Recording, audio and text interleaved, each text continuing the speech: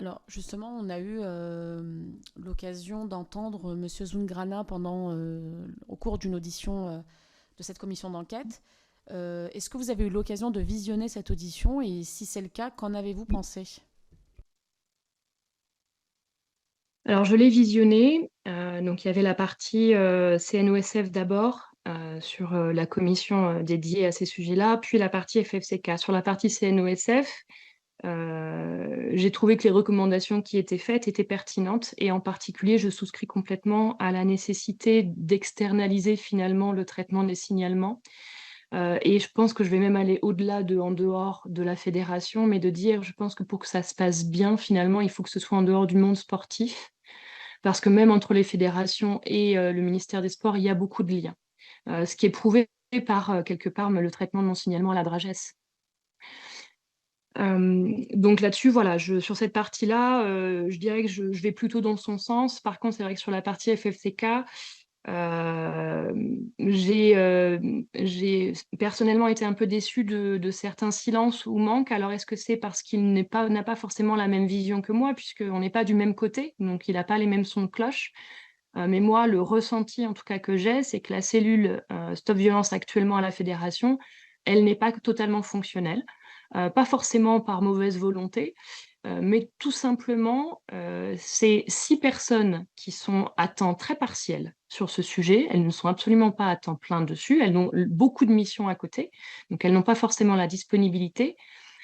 Elles n'ont pas forcément les compétences, même si elles sont formées un minimum, mais c'est pas quelque chose qui s'apprend facilement, recevoir la parole des victimes et mener les enquêtes. Mine de rien, ça reste des CT. Donc finalement, on reste dans l'entre-soi. Moi, dans le cas de mon dossier, il y a des CT qui sont concernés. Dans quelle mesure les personnes qui interviennent sur le dossier parviennent à rester neutres? Euh, À l'époque, il y avait une présidente de cette cellule Stop Violence qui me semblait tout à fait à la hauteur de la situation, mais qui est partie au ministère des Sports. Et depuis son départ, l'impression que j'ai eue, c'est que la personne qui a pris la suite est lui aussi très compétente sur le sujet, mais a eu à prendre son poste avec énormément de fonctions au sein de la fédération et n'a pas forcément été en mesure de s'emparer pleinement du sujet.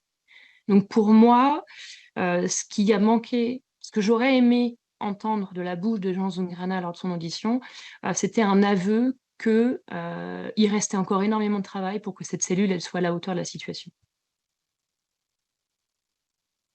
Alors justement, c'est intéressant parce que pendant l'audition, je crois à un moment qu'il nous avait dit qu'il y avait des déports parfois sur certains dossiers, justement quand il y avait des liens par rapport aux affaires. Euh, comme vous en parlez, j'aimerais bien que vous, du coup, vous creusiez peut-être un peu cette question du déport, justement.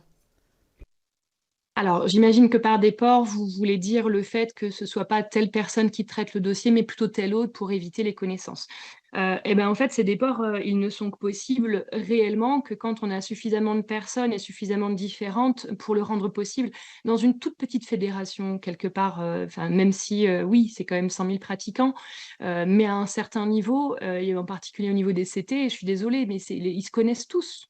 Donc, même si on parle de déport, en réalité, les gens connaissent forcément un minimum les uns les autres. Et c'est juste pas possible, c'est-à-dire même si on évite que ce soit quelqu'un qui soit directement lié, même s'ils se connaissent pas forcément les deux, bah, ils connaissent quelqu'un qui connaît quelqu'un qui connaît quelqu'un. Moi, dans mon cas, je sais que, il y a eu des échanges en dehors des réunions. En tout cas, enfin, je sais que les coordonnées, dans mon cas, ils étaient censés être un binôme. Ça a été un trinôme. J'ai pas eu affaire à la troisième personne, donc je sais pas ce qu'il a entendu. Donc j'imagine qu'il a entendu les autres interlocuteurs, le président NCTR. Et je sais que le président avait demandé ses coordonnées téléphoniques avant même de l'avoir au téléphone dans le cadre des enquêtes. Donc finalement, je me dis, ben, c'est presque un jeu de dupe quand les milieux sont trop petits.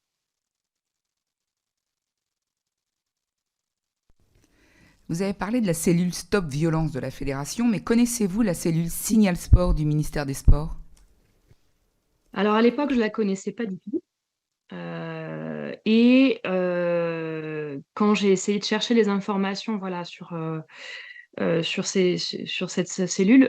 Bon, du côté fédéral, je ne trouvais pas les informations, et quand j'avais regardé, j'avais vu que c'était les violences sexuelles. C'était présenté, en tout cas moi je l'avais compris comme tel, donc je me sentais pas concernée par cette cellule. Je l'ai découverte surtout au moment où Colosse a transmis mon signalement à Signal Sport. J'ai pas forcément bien compris leur rôle à l'époque, puisque de toute façon, ils m'ont dit qu'ils n'étaient pas compétents sur mon dossier. Donc, ce qui fait que j'ai pas eu vraiment affaire à eux. Ce n'est que depuis la commission d'enquête que finalement, maintenant, je sais bien comment fonctionne Signal Sport. Ouais. Et est-ce que vous pouvez nous réexpliquer, donc, vous avez fait un signalement sur Signal Sport via Colosse, au Pied d'Argile, Oui. c'est ça? En fait, j'ai fait un signalement sur le site de Colosse qui Oui. propose une plateforme sécurisée, très sécurisée, même au point qu'en fait, maintenant, je peux plus accéder au contenu puisqu'il a été clôturé, de mon signalement de l'époque. Et derrière, c'est eux qui ont transmis, et je n'avais aucun visuel en fait sur cette transmission. Ils m'ont juste dit qu'ils l'avaient fait, mais j'ai pas été en copie de quoi que ce soit. J'ai pas vu comment ça s'était passé. Et comme donc moi, ça a été transmis en mi-avril 2022. En septembre, j'avais absolument aucune nouvelle, donc j'ai envoyé un mail à Signal Sport en septembre 2022 pour leur demander où ça en était. Et c'est là qu'ils m'ont dit que ça avait été transmis en Dragès.